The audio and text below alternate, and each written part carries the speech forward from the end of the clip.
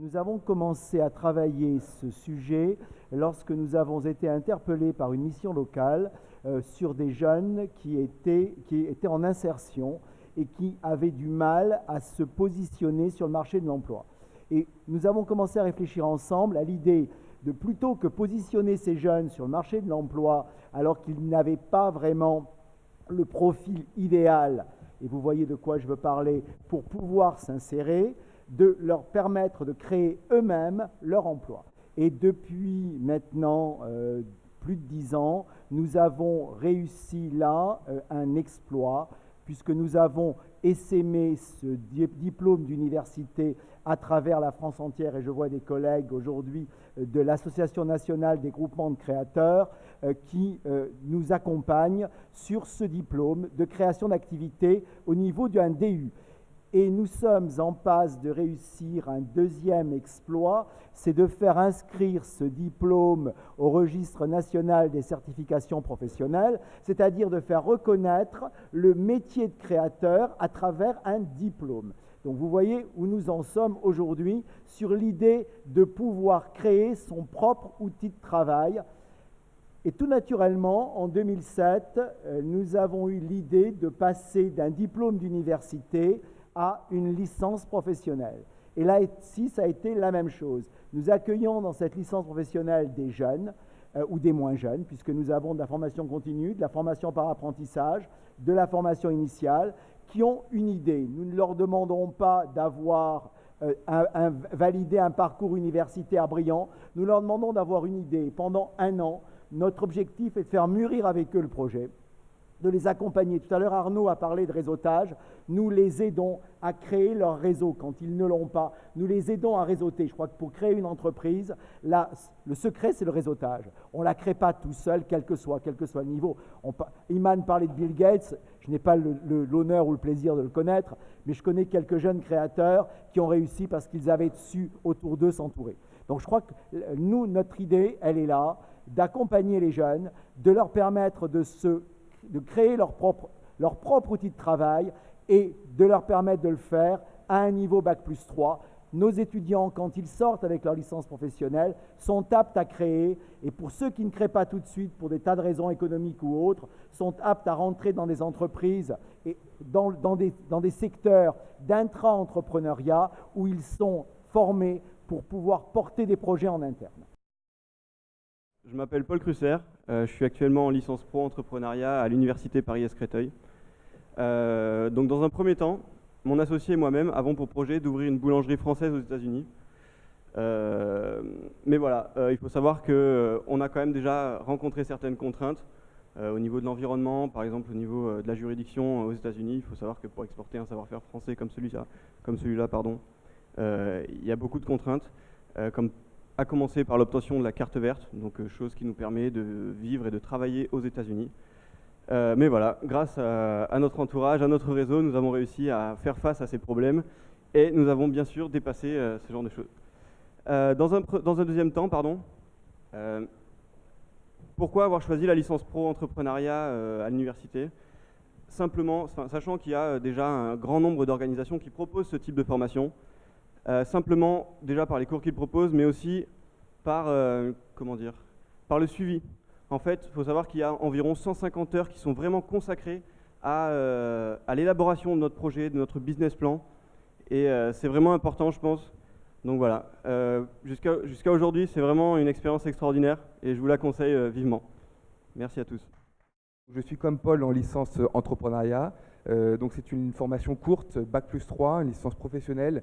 Donc le but est de sortir après cette licence avec un business plan et donc pour créer notre entreprise. Mais pourquoi je l'ai choisi? Non seulement parce qu'on est accompagné, comme le disait Paul, tout au long de la formation, mais c'est aussi parce que c'est une formation gratuite. Qui dit gratuit dit économie, et quand on veut lancer une entreprise, on a besoin de fonds, on a besoin de mettre de l'argent de côté. Et donc cette formation gratuite était aussi un point déterminant dans mon choix de formation. Et donc je suis très ravi d'en faire partie.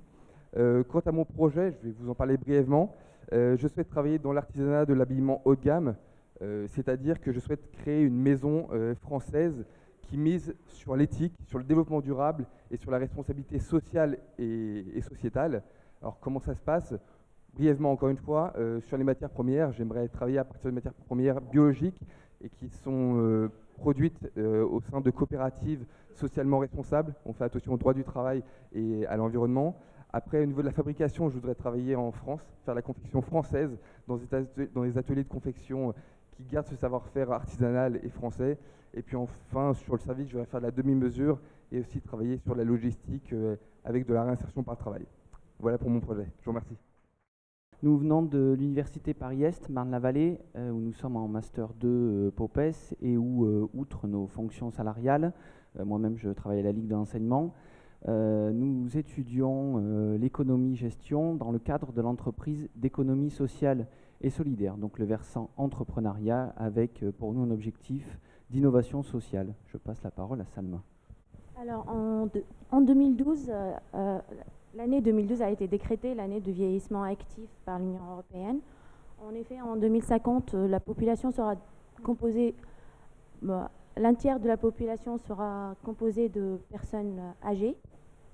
Et donc, pour répondre à ce besoin, à la fois social, économique et sanitaire, nous avons fait une petite étude au sein de notre master. Donc voilà, social, parce qu'il existe un réel besoin de créer des liens intergénérationnels. Économique, car le système français de la retraite, des retraites devient vieillissant et qu'il devient nécessaire pour les seniors d'avoir un complément de retraite. Et un senior qui travaille, c'est une personne qui crée de la valeur. Sanitaire, car un senior actif, c'est un senior qui sera moins malade, moins dépressif et qui de ce fait coûtera moins cher à la sécurité sociale. Après avoir dépêché ces besoins, nous avons proposé quelques réponses que Nicolas va nous énumérer.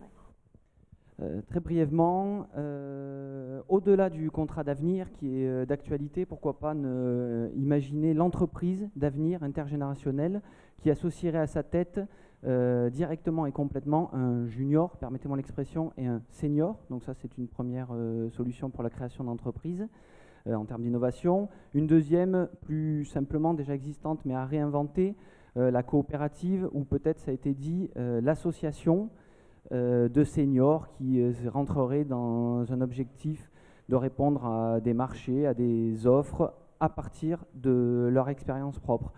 Très très rapidement sur le financement, forcément hybride, l'entreprise d'économie sociale et solidaire, le gouvernement en a fait son cheval de bataille, donc un aspect lié au marché et à la demande, offres et services, et un autre aspect sur les financements publics. Salma, une petite méthodologie rapidement.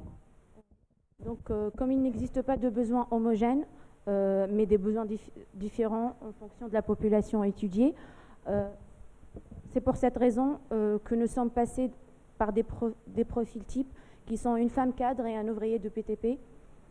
Toute la difficulté était de penser autrement le projet d'entreprise et le choix des indicateurs d'impact social, tels que la segmentation et le taux de consommation d'antidépresseurs chez les seniors. Les leçons ne s'appliquent pas uniquement à notre cas, mais à tout entrepreneur social qui souhaite créer son entreprise. Voilà. Pour conclure, 2012 a vu l'économie sociale et solidaire attachée à un ministère. Monsieur Hamon, ministre délégué sur cette question-là, décrète l'année 2013 comme l'année de l'économie sociale et solidaire. Des questions qui traversent notre société, les seniors, les juniors, le chômage, l'inclusion, l'exclusion sociale.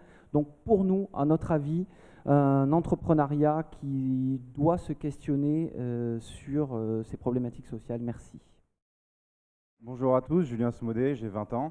Je suis en L3 éco-gestion à l'Université Paris-Est Marne-la-Vallée et j'ai également une expérience de 2 ans dans la vente dans le secteur de la grande distribution.